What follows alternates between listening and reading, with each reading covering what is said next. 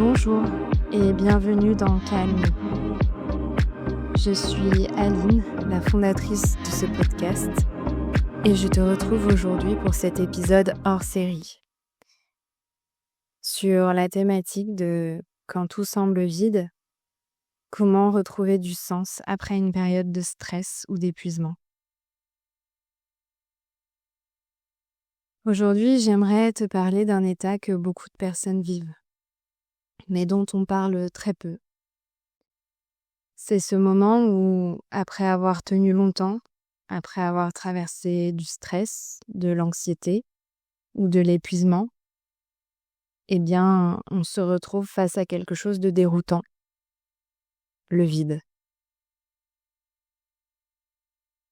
Alors, tu n'as plus vraiment d'élan, plus vraiment de direction. Et parfois, tu te poses cette question silencieuse. À quoi bon?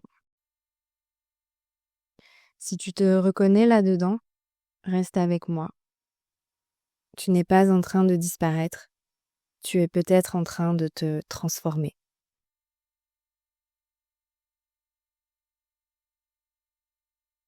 Quand on a longtemps vécu dans le faire, dans l'urgence, dans la pression, le calme peut être déstabilisant parce qu'il laisse apparaître ce qu'on n'avait pas le temps de sentir.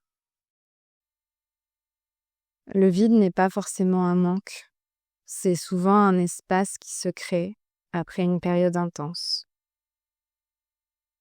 Mais quand on ne comprend pas ça, on peut se sentir perdu, inquiet, voire déconnecté de soi.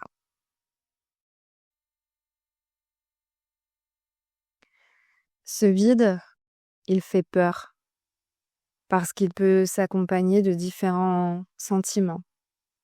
Une perte de motivation, une impression de ne plus savoir ce qu'on aime, un sentiment de décalage avec les autres et la peur de ne jamais retrouver d'élan.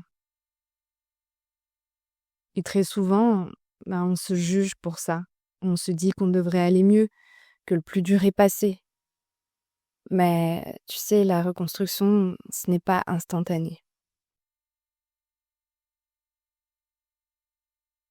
Après un épuisement, on ne redevient pas comme avant. Et ce n'est pas un échec. Ce que tu traverses, c'est souvent une réorganisation intérieure. Tes priorités changent, tes besoins aussi. Ce qui te portait avant ne te porte plus forcément. Et c'est normal. Alors il te faut retrouver du sens, pas à pas. Mais tu sais, le sens ne revient pas par une grande révélation. Il revient souvent par des micro-plaisirs, par des moments simples, par des choses qui apaisent plutôt que qui te stimulent. Tu peux te demander qu'est-ce qui me fait du bien, même un petit peu?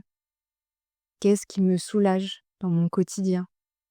Qu'est-ce qui m'apaise sans me demander d'effort? Ce sont souvent ces réponses-là qui dessinent la suite.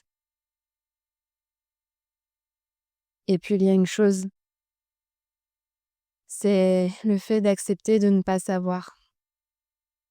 Il est possible que pendant un temps, tu ne saches pas où tu vas. Et c'est OK.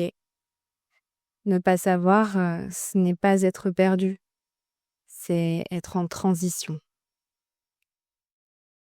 Tu n'as pas besoin d'avoir un plan clair pour avancer doucement.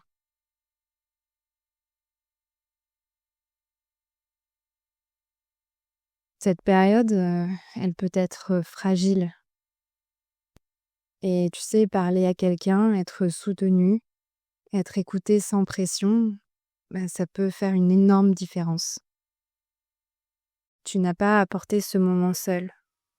Alors n'hésite pas à te faire accompagner si tu en as besoin.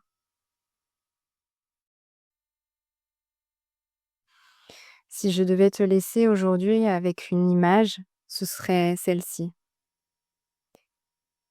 Tu n'es pas vide, tu es juste en train de faire de la place. La suite ne se construit pas dans la précipitation. Elle se construit dans l'écoute, la patience et la douceur envers soi-même. Alors, si cet épisode t'a parlé, s'il a réveillé quelque chose en toi, eh bien, j'en suis la plus heureuse. Et si cette discipline est quelque chose qui résonne en toi, tu peux aussi découvrir mes méditations guidées, ces moments de relaxation, ces exercices de respiration qui te permettent de t'accorder du temps pour toi, petit à petit dans ta journée. Elles t'aideront peut-être à te reconstruire pas à pas, qui sait. Merci d'avoir été là pour cet épisode. Si tu en ressens le besoin, reviens l'écouter autant de fois que nécessaire. Je te dis à très bientôt sur Camille et d'ici là, prends bien soin de toi.